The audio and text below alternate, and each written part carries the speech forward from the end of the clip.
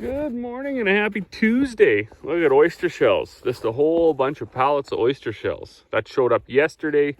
We kind of made the plunge into that. We thought, well, we're selling enough of the other feed anyways. Everybody wants oyster shells. There are some other options around, but everybody wants oyster shells, 100% oyster shells. So we did a little bit of a poll and everyone thought, yeah, well, we could use a few bags. The unfortunate thing was there was a minimum order of 20 ton. So we had to get 20 ton. I'm not exactly sure how many months, days, years, weeks that's going to last, but we'll see. Anyways, life in the feed business here it's been a ride.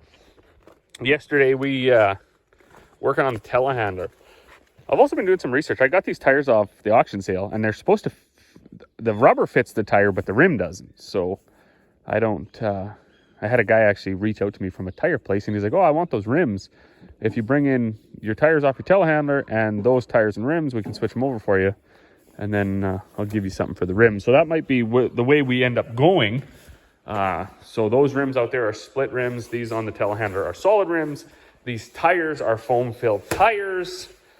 There's just kind of a bit to it that I don't understand. I'm even missing a nut. So hopefully that works, because tires are super expensive and kind of hard to find. Yesterday, Dad was in the shop here working away on the old park brake part of the telehandler. So down here is, it's dark, I guess, but that whole contraption there is the park brake. And with anything that sort of gets maybe not neglected, but you know, this unit where in its previous life was kind of they had given up on it, I guess, and I think they had another one, so the maintenance sort of just fell away, right? I mean, you're not going to fix something you're not going to use. So it's sort of all full of it's interesting quirks. One being that park brake, like the whole setup was wrong. It wasn't set right. The handle in the cab, they had a bunch of washers on it and stuff, so it didn't. But anyways, it all works now. Some other things, I mean, they've added some coolant heaters and removed some intercoolers, and so there's lines that go nowhere. Also, the thermostat, I noticed that when it got cold, I don't think there's a thermostat inside this housing. We haven't taken it apart yet because I didn't want to take it apart and then re-gasket it and put it back together if there was no thermostat and I didn't have one. So I ordered a thermostat yesterday morning through Finning. Of course, they don't have anything in Grand Prairie. The Grand Prairie's warehouse, it's like 1 billion square feet. So I don't understand why they can't keep a thermostat for an engine like this. She's also picking up all the filters, a couple fuel filters, oil filter, and we'll go from there. We've changed the starter out already. We've changed the alternator to get the proper one, changed the batteries out. I put a new air filter in there as soon as I got it, because the one that was in there was crushed. And like, I think they just shoved it in there and they didn't get it right, and they just smacked the case on there. So kind of interesting. I guess it's shocking that it even works, but it runs very well. So I got to move all those oyster shells around, straighten out my feed shed a little bit this morning. Everybody's gone, so it's a good day to do that by myself. And then I got some chicken feed to bag up. I got some bags to make if I get to that. I'll probably get to that. All being said, I better get to work. Everybody else is gone doing things this morning, so I shouldn't be just hanging out here.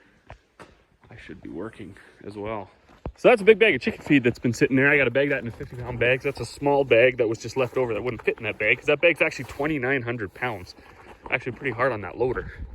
But I'll get that bagged up. I was actually super excited about my mill. When we had that cold snap, Dad and I put this in the shop, went right through it, gearbox and chains and bearings and all that stuff. And I had to laugh, because since I bought this mill, my dad's made it his mission to get this air leak around here fixed. So there was this is the fan housing that sucks the dust out of the hammers, sucks it up, blows it up into that cyclone. The heavy dust drops off and the air goes out the top. But down in the bottom here, where all this gray, this is like steel Bondo or whatever, there was a pinhole somewhere, and he's been at it, trying to do a nice job, and he riveted some stuff on here and everything else.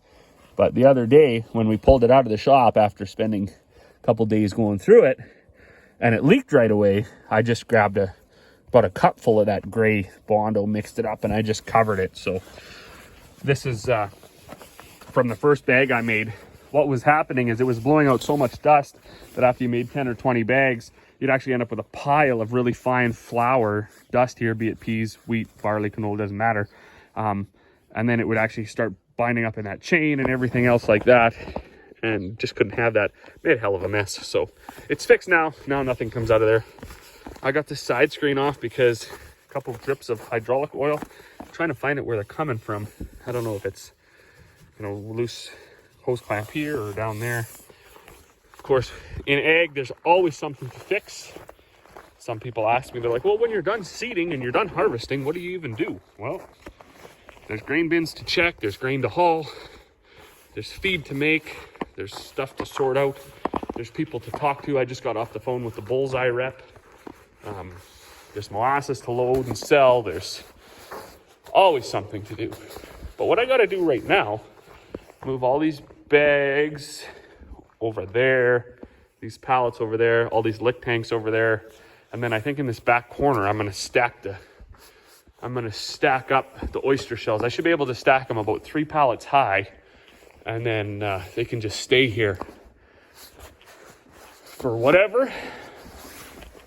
My wife thinks that we'll be able to get rid of 20 tons a year of oyster shells. That's how many people come for chicken feed. Not sure if she's right on that, but we will see. Well, good evening. We got, well, they bagged up some chicken feed. I was out loading a total molasses and some bags of chicken feed and some oyster shell and stuff. Parts came in, so filters, oil filters, fuel filters, and thermostat in this bag. So tomorrow morning, that's going to be my project here. I'm going to change the oil, change the filters, change the thermostat. Or I don't even think there is a thermostat. That's going to be a mystery for tomorrow. But I bet you there's not one in here, because engine temp never gets warm. So it was starting to blow a little warm air today through the heater, but that's because it was like plus 3 degrees today. So I suspect there is no thermostat in there, but we'll find out tomorrow. But as always, thanks for watching. We'll see you all on the next one.